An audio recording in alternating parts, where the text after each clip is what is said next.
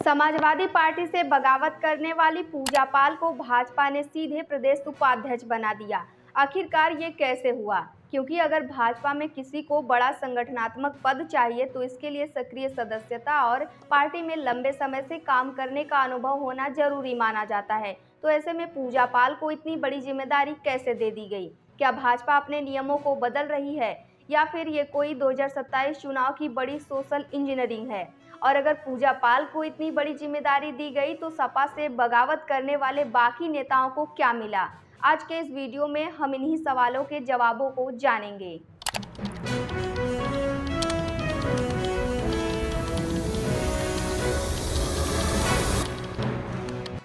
सबसे पहले बात करते हैं कि पूजा पाल आखिरकार है कौन। तो पूजा पाल केवल एक विधायक के रूप में नहीं जानी जाती हैं, बल्कि वह दिवंगत विधायक राजू पाल की पत्नी हैं, जिनकी शादी के 9 दिन बाद ही हत्या कर दी जाती है और पूजा पाल को न चाहते हुए भी राजनीति में आना पड़ता है। वह अपने पति के हत्यारे के खिलाफ चुनावी मैदान में उतरती है, लेकिन उन्हें हार का सामना करना पड़ता है। फिर भी वह हिम्मत नहीं हारती और दोबारा चुनावी मैदान में उतरती हैं और जीत हासिल करती हैं। फिर वह लंबे समय तक न्याय की लड़ाई लड़ती हैं और इसी संघर्ष के कारण उनकी राजनीति में एक नई पहचान बनी। पूजा पाल ने अपनी राजनीति की शुरुआत बसपा से की, लेकिन कुछ दिनों बाद उन्होंने बसपा को छोड़कर समाजवादी पार्टी को ज्वाइन कर लिया और चायल विधानसभा सीट से 2022 में विधायक बनी। लेकिन पिछले कुछ समय से उनका सपा नेतृत्व से टकराव बढ़ता गया। लोकसभा चुनाव के दौरान ही पूजा पाल और समाजवादी पार्टी के बीच मतभेद खुलकर सामने आने लगे। इसके बाद उन्होंने विधानसभा में मुख्यमंत्री योगी आदित्यनाथ की कानून व्यवस्था और राजू पाल हत्याकांड में न्याय मिलने को लेकर सार्वजनिक रूप से तारीफ की। यही बयान सपा नेतृत्व को पसंद नहीं आया। इसके बाद उन पर पार्टी विरोधी गतिविधियों का आरोप लगा और अंततः उन्हें समाजवादी पार्टी से बाहर कर दिया गया।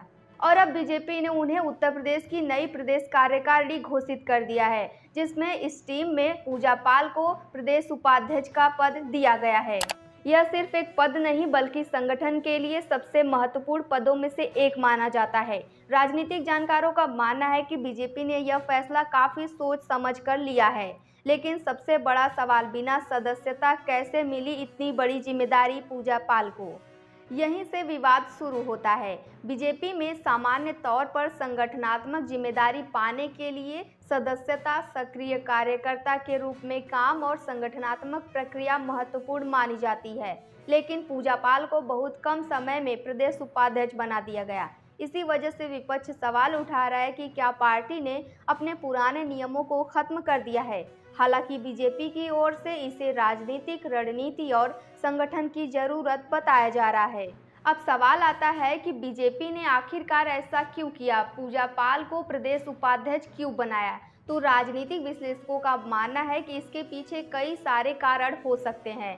पहला कारण तो ये हो सकता है कि पूजा पाल की संघर्षशील छवि, और दूसरा कारण यह हो सकता है कि प्रयागराज और कौशाम्बी क्षेत्र में उनकी मजबूत राजनीतिक पकड़ की वजह से। तीसरा कारण पाल समाज और अन्य अति पिछड़े वर्गों में प्रभाव, और चौथा 2027 चुनाव से पहले सामाजिक समीकरण को मजबूत करना, क्योंकि बीजेपी लगातार नए सामाजिक वर्गों तक अपनी पहुंच बनाने की लगातार कोशिश कर रही है और यह नियुक्ति उसी रणनीति का हिस्सा मानी जा रही है। अब बात करते हैं कि सपा से बगावत करने वाले बाकी नेताओं को क्या मिला। तो सपा से बगावत करने वाली पूजा पाल अकेली नहीं है, और भी कई सारे नेताओं ने समाजवादी पार्टी से बगावत की है। राज्यसभा चुनाव में क्रॉस वोटिंग करने वाले कई नेताओं को भी बाद में बीजेपी में जगह मिली, लेकिन किसी को संगठन में जिम्मेदारी मिली, किसी को राजनीतिक महत्व मिला और कई नेताओं को भविष्य में बड़ी भूमिका मिलने की चर्चा है। और इसी वजह से विपक्ष लगातार भाजपा पर आरोप लगा रहा है कि सपा से असंतुष्ट नेताओं को भाजपा लगातार अपने साथ जोड़ रही है, जिस पर भाजपा का कहना है कि जिसे भी पार्टी के विचारधाराओं के साथ काम करना है उसका पार्टी में स्वागत है।